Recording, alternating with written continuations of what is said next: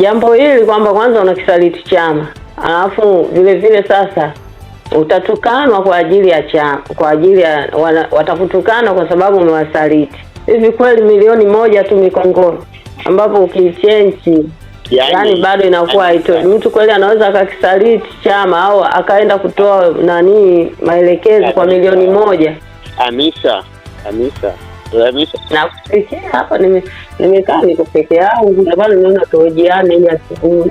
Ndugu mtazamaji, katika kuendelea kufuatilia maendeleo ya kisiasa nchini Tanzania, taarifa zinazosambazwa kwenye mitandao ya kijamii zimezua mjadala mpana miongoni mwa wanachama na wafuasi wa vyama vya upinzani, hususan Chama cha Demokrasia na Maendeleo Chadema. Mjadala huo umeibuka kufuatia kusambazwa kwa kile kinachodaiwa kuwa mazungumzo ya simu yaliyorekodiwa na baadaye kuvuja mtandaoni, yakihusisha mtu anayetajwa kuwa kada wa Chama cha Demokrasia na Maendeleo Chadema pamoja na watu wengine ambao utambulisho wao haujathibitishwa rasmi. Baadhi ya watumiaji wa mitandao ya kijamii na wafuasi wa Chadema wameeleza wasiwasi wao kuhusu maudhui ya mazungumzo hayo, huku wengine wakiyatafasiri kama ishara ya mgawanyiko au kile wanachokiita njama dhidi ya chama na baadhi ya viongozi wake. Hata hivyo, hadi sasa hakuna tamko rasmi kutoka kwa Chadema lililothibitisha uhalali wa mazungumzo hayo wala madai yanayoambatana nayo. Ndugu mtazamaji, kwa sasa tunakuletea picha mjongeo inayosambazwa mitandaoni na ambayo inadaiwa kuonyesha sehemu ya mazungumzo hayo yaliyovuja. Mtazamaji,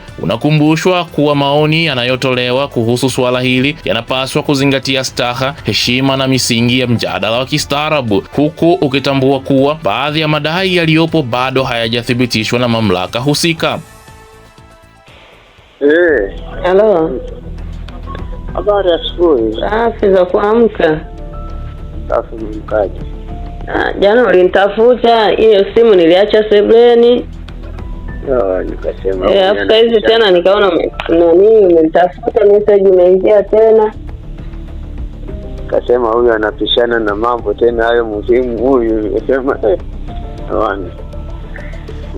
nikutafuta jana ili tuzungumze. Maana kwambia Lisa. Haya ni maisha.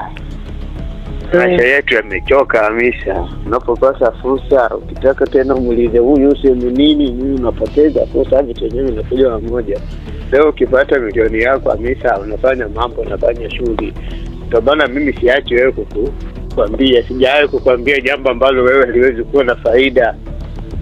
Ama mwingine utamwambia hivi, utamuuliza hivi, hawezi kukusaidia. Wale watu wanataka jana nikaona mtafuta nipigia, nilikuwa jana ule usiku. Basi kama kwa tayari tumtumie na uje ondoke na magari asubuhi, na jambo hili sio la kwamba unahitaji ujiandae sijui nini. Ni kwanza watoe kama sasa ngekona ondoka jioni unarudi kesho. Hata jana tu mimi kwanza tulivyosema ngoja kwanza nitakupa jibu asubuhi kesho. Mkitaka hakuna mtu ambaye unaweza kumuuliza kwenye vitu hivi ama nini, ndio mwenyewe kuona tu hiki. Afu sio kitu kama unataka ujiandae usijifanye nini, ni kuondoka tu watoto. Jamani mimi nasafiri mamoja kesho narudi. Ndio hicho nataka. Yaani nauli ilikuwa sana kama tayari ngani sembana mimi na nani wangu, lakini sasa mazingira yanataka kujua nauli anatokaje. Basi ngoja tutumie nauli. Mambo mengine yote yanaisha. Sasa mimi hapa nilikuwa na nikakwambia ngoja nijifikirie. Kwa sababu hapa kwanza sina hata shilingi 100. Pili hapa sasa nikaacha watoto bila mpangilio wote, hata kama mtu unaondoka, unaenda, unarudi, unaona hata kwa siku hiyo moja. Unaona. Alafu nikawa najiuliza niweke tu kwamba kule kama ninakwenda au naenda ananipokea nani ambayo kunipokea, maana dunia sasa hizi imeharibika. Unaweza ukatoka ukaenda kumbe ukajikuta umeingia kwenye matatizo. Unaona, ukashindwa kurudi kwa sababu huku uondoke kihalali, unaondoka kwa unaaga tu familia yako, jamani mimi naondoka, na uwezo kaeleza kwamba unaenda wapi kufanya nini, unasema tunasafiri kidogo narudi. Unaona, ili mambo mengine yasijulikane. Unatokaje? Je, kuna advance ambayo mtu unapewa? Kama kuna advance kidogo na kwa afadhali, unaweza ukafika kule ukageuka ukajikuta tena uko katika shinikizo lingine. Ndio hapo sasa nikakaa nikasema ngoja nikutafuta hii asubuhi, kwa sababu ulinitafuta jana usiku. Unasikia rafiki yangu? Ndio maana nikakwambia ukiona kitu nakwambia mimi basi tu wewe sijui hujawahi kuniamini ama kunielewa, lakini kila ninachokwambia kuna mahali nakwambia labda kwa lengo la, na ndio maana simtafuti mtu yoyote. Siwezi kuambia wewe kwa lengo la kukupotosha ama wewe ukateseka. Nikwambia jana ile yani nimefika nikawa naongea. Unajua sikiliza, ni haya mambo ya kwanza ya fedha. Sio rahisi tu mtu kwa mfano leo umekaa huku nyumbani akutumie zote milioni 5. Uende na kwa sio kitu sahihi. Lakini utayari wa nauli na hakuna yani niko nakwambia mimi wewe niamini mimi, ndio maana yani ile jana ile tukasema mpaka kwa nataka huyu ili asubuhi nilikuwa umeondoka labda na magari moja kwa moja kila sasa hivi. Sasa umeenda kwa siku moja, yani akiweze kuwa na jambo lolote vipi kwamba nini unakwenda na wala sio kwamba labda ni vikao kama unavyokaa vile vya chama kwamba unakaa mpaka jioni usubiri sijui kuna interview msubiri nani, yani kufika kukutana nao na kuzungumza kabla hujafanya chochote. Na tuseme na kurudi nyuma ndugu yangu. Maanake jambo hili kwamba kwanza unakisaliti chama, alafu vile vile sasa utatukanwa kwa ajili ya chama, kwa ajili ya watakutukana kwa sababu umewasaliti. Hivi kweli milioni 1 tu Mikongoro ambapo ukichange yani bado inakuwa haitoi. Mtu kweli anaweza akakisaliti chama au akaenda kutoa maelekezo kwa milioni 1? Hamisa. Na kufikia hapa nimekaa niko peke yangu, ndio bado naona tuojiane ile asubuhi. Hamisa, sikiliza rafiki yangu. Milioni 1 sio hela ndogo. Wako watu mpaka wengi tutoka. Mimi baadhi ya wengi wameondoka tu chama kwa hasira, mtu hata 100 hajapata. Hata shilingi 50,000 ama 100,000 hajapata. Milioni 1 ukisema na kisaliti chama Hamisa, sisi wengine wote tumetoka kwa chama, tumetenga, tumetena. Mimi ukiniambia kama kukua nimekuwa kwenye chama, nimekuwa mtu sana. Hivi vitu vinapita Hamisa. Ani kabisa milioni 1 uone kama kitu. Kuna watu mpaka wanarudiniwa tu hata laki hawajapewa. Leo unapata hela yako tena hiyo milioni 1 utatumia nauli, utafanya nini? Ni hela ambayo unapewa cash mkononi. Yani hii mambo ya nauli unapewa ni moja hela ndogo kabisa. Tunakisaliti chama. Imekuwa nini? Hamisa, labda nikuulize wewe mfano tu mzuri. Wewe Hamisa ulikuwa Muislamu, wewe unafahamu tumesali wote, tumekuwa mamini tena mambo ya kimungu. Kwa sababu ndio wewe mara sasa kuna uko huku mara unasali umekuwa hiyo dhehebu gani? Kwa chama tu vitu hivi tunakisali tukafikiri wazazi utafikiri nini? Sasa mimi ntashinda basi kama kunielewe, lakini mimi niko na dhamira njema tu. Yeye ingekuwa ananipa mimi leo milioni 1, siwezi kufanya majukumu yangu. Tutaenda kisaliti atakusema nini wewe chama umeingia una miaka 100 kwenye chama? Naona kunielewe, lakini mimi niko na dhamira njema sana eti milioni. Bali sasa nifuso ndako kuona ni mmoja mtoto unafanya bana majukumu yako. Unafanya hiki unafanya hiki, unapata pa kuanzia. Kwa ngapi hapa? Unaweza kumaliza hiki chama kama nilivyosema miaka hujapata hata chochote chamani. Sasa kwanza unamwambia mtu atajua wenyewe wanapozungumza kule hawasemi kama mimi na kiacha chama wala husemi unahama chama. Tena wanakupa maneno tu mazuri ya kusema. Bana sisi kwa nini tunapinga matumizi mabaya ya madaraka na fedha chama ambazo sisi tunachangishana tone sikionekana hivi limezungumza mpaka na wenyewe kamati wote. Sasa ngoja, kwa sababu jioni sikuna basi. Ngoja nitafuta kwenye majira ya. Unajua mimi naumia sana hili. Yaani sio siri. Yaani mpaka nakufuata ninakwambia na tuna hali nzuri. Mimi mpaka 200,000 tu mimi nachukua hela na. Sasa ni Kongoro. Kule mapokezi anapokea nani? Yaani mimi siwezi kukutupa wewe. Yaani ukiona tu tumekubaliana, ungekuwa saidi asubuhi hii ndio unaondoka, ungekuwa na magari, kwa sababu hata sasa hivi ndio una magari.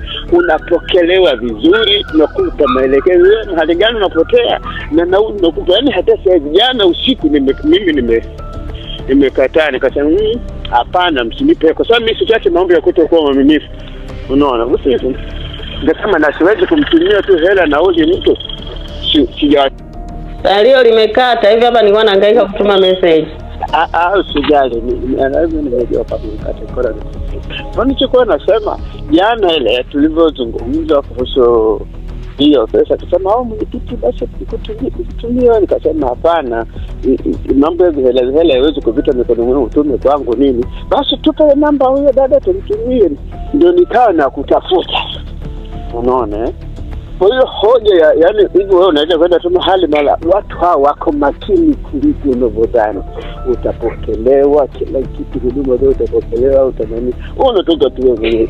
Jambo kwa sababu tu mfano mahali kwenye huko ni mbali, mambo ya usafiri unasumbua. Ndio kama toka tu magari ama unakwenda kwa alikuwa tu unaenda saa hizi unapiga story. Mtu hata hajui mpaka atakaposhtuka shughuli hata mtu hajui. Usipishane na vitu hivyo fursa bana. Unapokelewa kile jana usiku nikamwambia mpaka nimpate tuzungumze nione na usali gani na hiyo nauli, atanipa yeye namba kwamba tuma humu hela utumie, nafanya safari tunapenda, utapokelewa, huwezi yani kila kitu sema tu mpaka mtu mmoja tena anasema kwa nini useme nani, kusema watu mwingine. Kwa hiyo wewe sio wasiwasi, ukitaka uulize umempigie huyu uone ni mshauri, unapoteza tu fursa za bure hizi. Alafu ungeona, unajua hakuna kipindi Hamisa niwe mkweli, mimi niliumia sana wewe ulivyonyanyasika, kuona kama wewe sio nini. Wewe ujui tu umenyanyasika, na sione kama kuna ushirikiano mkubwa asilimia ngapi unaupata wewe, ama kuna hadhi wanakupa wao huko wa viongozi wale wakanda ushiriki, hakuna hadhi hiyo unaodhani. Sasa ufanye kitu kwa maslahi. Lazima ufanye kitu kwa maslahi. Sasa kwa sababu unataka ufanye kitu kwa maslahi, lazima maslahi yaonekane kuanzia mlangoni. Unaona? Sasa nauli kama nauli, unakula nini? Sasa hapo ndio kigugumizi, ukifika pale nani wa kumtafuta, nani wa kukupokea? Yaani unafikira kitu. Sasa unakwenda mahali ambapo huna yaani waratibu waweze kukubali kutuma hela yao tu.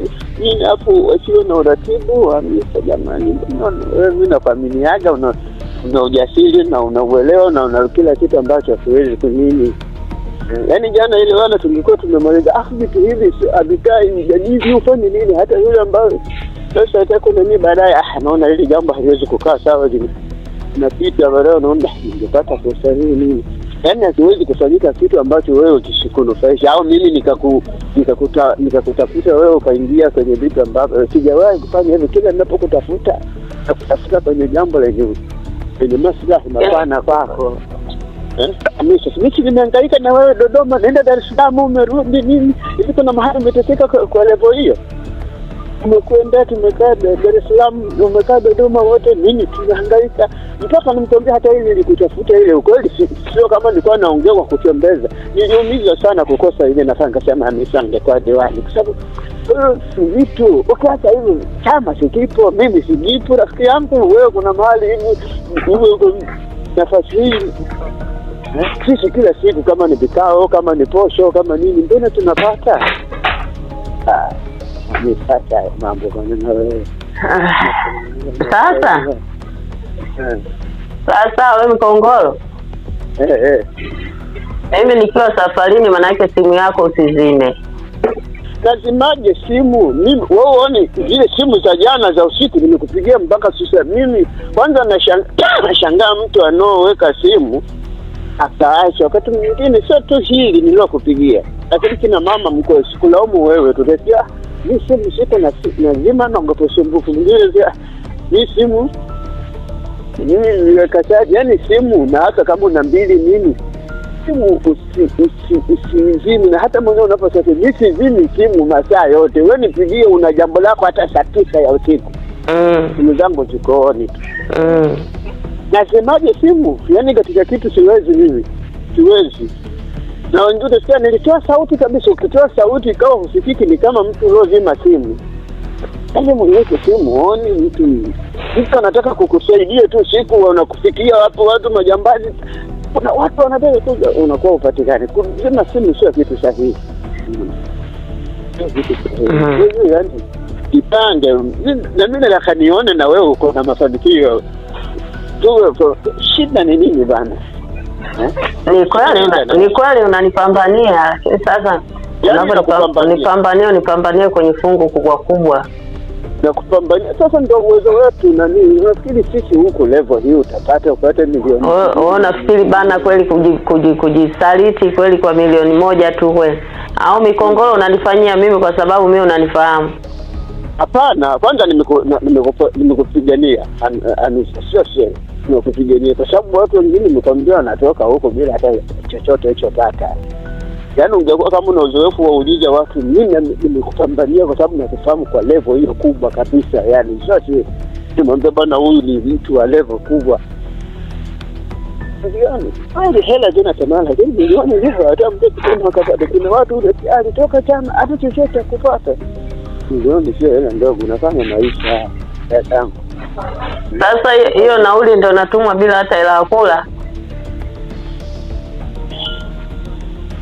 Kwanza mimi sijajua kwanza kiasi nauli tunakuaje. Sasa wewe uliza kwanza nauli wanatuma kiasi gani, hela ya kula kiasi gani? Kwa sababu nauli kutoka hapa mpaka Dar kwa bei ya kila mtu shilingi 40,000. Nimekwambia hivi wewe jipange jiandae sasa. Yaani kama kungekuwa na magari kwamba kungekuwa kuna urahisi magari, jipange wewe jiandae na usimwambie mtu yoyote mambo yako.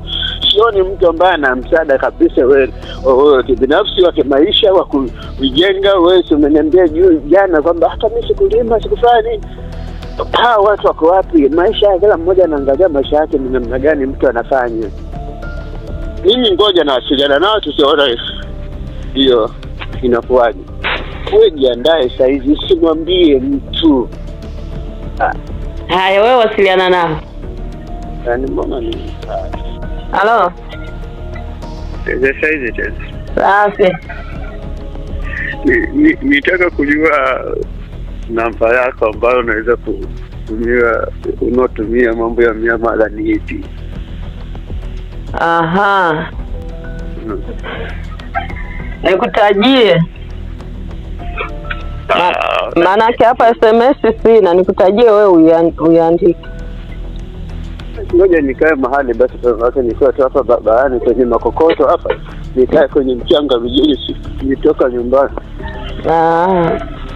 Ngoja usikate dakika moja na sita nikae pembeni hapa. Haya taja. 07 98 98 boda hiyo. 07 60